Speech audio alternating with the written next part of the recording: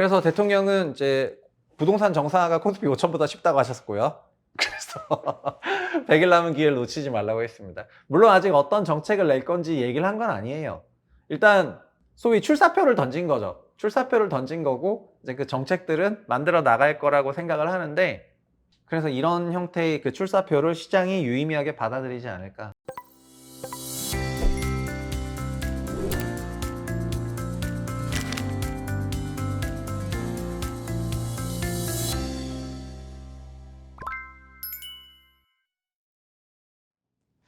안녕하세요, 최부심입니다. 부동산 문제 정치만 빼면 참 쉽다. 일단 대통령이 요즘 X에 그냥 폭풍 이제 트윗을 올리고 계신데, 일단 뭐 이런 거죠. 비정상의 정상화 부동산 투기 억제 실패할 것 같나요? 불법 계곡의 정상화는 계곡 정비 완료. 불법 부정판 치던 주식시장 정상화는 5,000피 개막. 망국적 부동산 정상화는 불가능할 것 같은가요?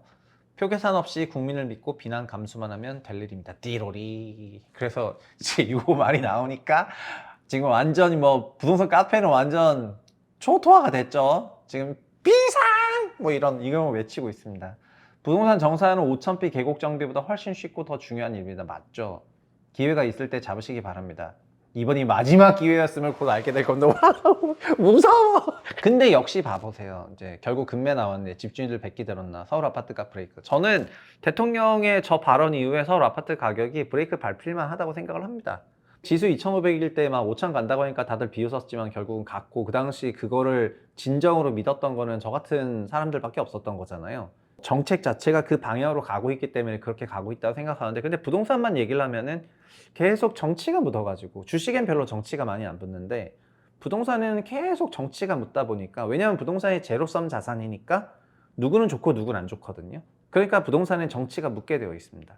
근데 그런 게 너무 세게 묻어가지고 부동산 개혁이 안 됐었는데 이렇게 띠로리 얘기를 하니까 이제 충격입니다. 부동산이 정치 묻었기 때문에 실패한 것이 문재인 정부죠. 그래서 이제 김수현 사회석 같은 경우에는 그냥 부동산에 정치 묻어서 실패한 거를 그냥 책으로 낼 정도였습니다. 근데 저는 이 책이 그냥 약간 변명처럼 들렸기 때문에 제 3년 전 영상을 보면은 그냥 막 1시간 내내 가열차게 깠는데, 근데 나중에 그렇게 까고 나서 이제 오프라인에서 뵐 일이 있었다니까요. 그래서 굉장히 민망했었지만, 그럼에도 불구하고 제가 가지고 있었던 생각은 그런 거였습니다. 그러니까 관료가 왜 정치를 보냐는 거예요. 정치인이 정치를 봐야지 관료가 왜 정치를 보냐는 거예요. 지난 6년간 국토부와 미팅할 때마다 제일 제가 한심했던 게 뭐냐면은, 그 사람들 공무원이잖아요. 늘공이잖아요. 늘공이 여당 야당 정치인보다 더 정치 표 계산하고 있다니까요. 이걸 이렇게 하면은 이렇게 되고, 이걸 하면 이렇게. 그런 표 계산은 어떤 누군가만 하면 되고, 그냥 늘공은 시장 안정을 위해 가지고 지금 뭐가 필요한지, 그런 부분에 대해서는 정치인이 뭐 완화책을 쓰든 더 강화책을 쓰면 하면 될 텐데, 정치인이 무능해서 그런지 모르겠는데 늘공들이 표 계산을 하고 있어. 이걸 이렇게 하면 너무 정치적인 부담, 정치적인 수용성, 이 정책은 정치적으로 수용이 안 될 것 같습니다. 6년간 미팅을 하면서 저뿐 아니라 아마 많은 부분에서 이제 그런 느낌을 받으셨던 분이 많으실 거예요. 공무원들이 정치화됐다는 거예요. 특히 이제 위쪽은 엄청나게 정치화가 되어 있어가지고 제가 얘기를 하다 보면 진짜 깝깝했는데, 근데 소위 과장급 이하, 과장도 물론 굉장히 높은 직급이지만 그 젊은 직군의 그런 공무원들 같은 경우에는 대체로 매우 스마트한데, 이제 위에 완전히 그 막힌 어떤 그 층들이 있어가지고 그 뜻을 잘 못 펴는 것 같았습니다. 저는 그렇게 느꼈어요. 어쨌든 부동산 정치가 묻어 있다는 겁니다. 근데 그런 걸 가지고 또 이런저런 비판이 나오니까 대통령이 또 그걸 풀어서 썼죠. 근데 풀어서 쓴 거를 다 읽을 필요는 없다고 생각하지만, 마지막 단락이 집값 안정을 해서 법적으로나 정치적으로 가능한 수단이 얼마든지 있지만 현실적으로는 정치적 유불리 때문에 지금까지는 최적의 강력한 수단을 쓰지 못해온 것이 사실입니다. 국민을 믿고 정치적 유불리에서 벗어나면은 반드시 불가능한 일도 아닙니다. 제 말도 이 말입니다.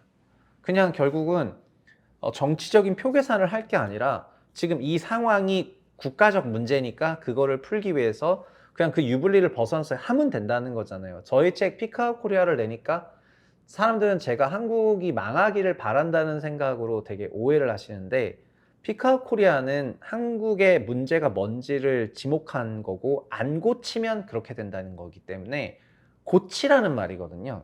그래서 저는 연금 개혁부터 시작해서 그런 거를 계속 채널에 올려왔던 거잖아요. 근데 또 여기서 모르겠습니다. 진짜 피카오 코리아 책을 썼더니 피카오 코리아 책만 보고 어쩌고저쩌고 한국 망하는 줄 알았잖아요. 막 이런 얘기를 하는 사람도 있는데 책을 더 보십시오.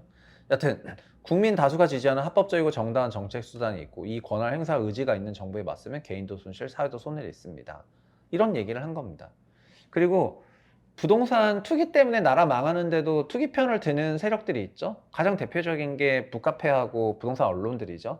근데 특히 부동산 언론들이 진짜 문제가 심각한데 저도 제 채널 판 이유가 뭐예요? 부동산 언론 때문에 판 거잖아요. 2018년에 첫 채널 만든 것도 2018년 말에 어디 나가서 무슨 말만 하면은 오만 짜깁기 하면서 자기네 유리한 식으로만 얘기를 해야 되니까 유튜브를 만들어야 되겠다 해가지고 판 겁니다. 결국 지금은 이제 그런 레거시 미디어들이 재래식 언론들이 그 유튜브 같은 그런 미디어에 밀리고 있죠. 많이 밀렸죠. 우리 채널이 아니고 그냥 어쨌든 유튜브에 많이 밀려 있습니다. 그거 다 자승자박한 거 아니겠습니까? 그냥 너무 그냥 부동산만 빨아대니까 여튼 그런 것 같고요. 특히 저 땅짓고 같은 데는 완전 흑화가 너무 돼가지고 이제는 만나기 무서울 정도죠. 거기 사람들이 전화하면은 저는 진짜 완전 아주 무서울 거라고 생각이 되는데 예전에는 그래도 어느 정도 말이라도 됐고 교류라도 했는데 요새는 저 너무 흑화 오브더 흑화돼가지고 완전히 그냥 맛이 갔다고 저는 생각을 하고 있습니다. 과거에 보여줬던 뭐 언론 같은 그런 분위기가 아니고 지금은 완전 뭐 이상해졌어요. 하여튼 그런 상황이고요. 그래서 대통령은 이제 부동산 정상화가 코스피 5천보다 쉽다고 하셨고요. 그래서 100일 남은 기회를 놓치지 말라고 했습니다. 물론 아직 어떤 정책을 낼 건지 얘기를 한 건 아니에요. 일단 소위 출사표를 던진 거죠. 출사표를 던진 거고 이제 그 정책들은 만들어 나갈 거라고 생각을 하는데 저는 어떤 식으로 만들어 나갈지도 대충 예상은 되지만 그래서 이런 형태의 그 출사표를 시장이 유의미하게 받아들이지 않을까 그렇게 생각을 합니다. 이게 이렇게 말을 한다고 그렇게 실제 되냐? 꼭 그런 건 아닙니다. 근데 중요한 건 그렇게 한다는 겁니다. 그러니까 그렇게 한다는 거를 알고 있어야지 된다는 겁니다. 나중에 그게 되고 안 됐고는 이제 사후적인 평가고 믿고 말고는 각자의 자유시고 우리 구독자분들도 그냥 대통령실에서 이렇게 한다. 그러니까 소위 지금 권한이 가장 센 행정부잖아요. 그러니까 대통령실이 있고 정부가 있고 대통령실은 약간 비유하자면은 어공의 집합소고 정부는 이제 늘공의 집합소인데 지금 어공 늘공 간의 갈등에서도 어공이 너무 세죠. 그 다음에 여기 그 어공 늘공을 묶어서 있는데 여기 당이 있는데 국회가 있는 건데 지금 당은 양당 다 뭐 제정신이 아니죠. 그러니까는 민주당은 일 안 하고 이제 국힘은 막 여러 가지 분란이 있고 하다 보니까 이쪽 당 양당 거의 뭐 놀고 있습니다. 국회가. 그러니까 지금처럼 어공이 권력이 센 적이 없거든요. 제가 많이 봐왔지만은 지금만큼 대통령실이 막강한 권한을 갖고 있는 적이 없었는데 라는 생각을 하고 있는데 그리고 대통령실은 포지션 자체가 정치인 여당 야당 포지션이 아니기 때문에 그래서 그냥 이런 걸 원래 하기에 더 적합하걸랑요. 그래서 이거를 이런 강한 권한을 가지고 추진할 예정이다. 그렇게 했기 때문에 저는 이제 이 정도로 힘이 센 행정부가 이걸 이렇게 한다고 하니까 앞으로 뭘 내야 될지 되게 긴장해야 되겠다 이런 생각을 하고 있습니다. 어쨌든 태풍이 올 예정입니다. 태풍이 올 건데 지금 배 타고 나가면서 나중에 파도가 왜 셌어요 라고 얘기를 하면은 그러면 안 되는 것입니다. 태풍이 온다는 거는 거의 확실해 보이니까요. 어쨌든 이런 의지를 밝혀가지고 신년 26년 확실히 2년 차가 되니까 그냥 어떤 모든 게 통제의 범위에 있어가지고 이런 자신감을 좀 드러내는 것 같고요. 앞으로 어떤 정책을 구체적으로 밝힐지는 2월부터 이제 세법 관련한 얘기들이 나온다고 하니까 가계부채 관리나 세법 관련한 얘기들이 앞으로 계속 나올 예정이어서 그런 거 보시면 될 것 같습니다. 어쨌든 저는 원래는 상고하자를 전망했었는데 지금 대통령이 약간 조기 출사표를 던지시면서 아마도 지방선거까지는 상당한 관망세가 이어지지 않을까 이런 생각을 하고 있고요. 그럼 상당한 관망세는 이제 후속해서 나오는 정책들을 보면서 관망세의 방향이 어디로 갈지는 이제 지켜봐야지 될 것 같습니다. 그런데 궁극적으로 추구하려고 하는 방향은 부동산 시장 안정화이기 때문에 그 방향으로의 어떻게 보면은 출사표를 던졌다. 이제 믿고 말고는 자유지만 그렇게 무조건 할 것이다. 그런 맥락에서 생각하면 좋을 것 같네요.